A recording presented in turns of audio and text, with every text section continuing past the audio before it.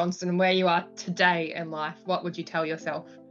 I would tell myself to be courageous and to not try so hard to be one of the boys, to not change my behaviors and my thoughts and the way I react to things and the things that I do, to be accepted, to be happy with being different, to be, and be happy with standing out, because I spend a lot of my time trying not to stand out. So I, did my best to fit in, be liked and all that sort of stuff. And I think it would have been better. It took me a long time to realize that actually that's detrimental, because my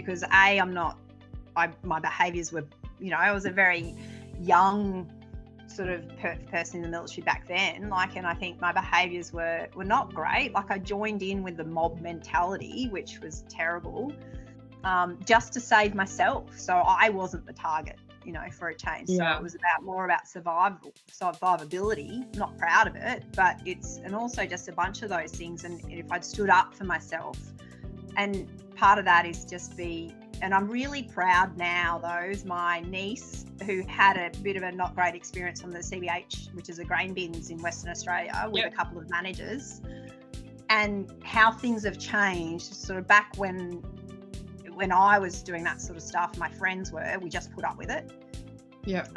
She's actually flagged it, and the response wasn't good enough for my immediate boss. So she went up the chain and said, this is not good enough.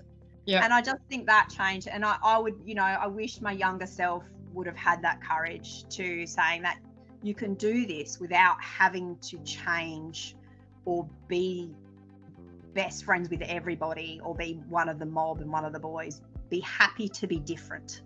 Be happy to think differently, be happy to act differently, and, be confident that that doesn't actually impact your ability or your competence in being the trade or whatever person you are. So for me, being a pilot, because doing that wouldn't have changed my competence.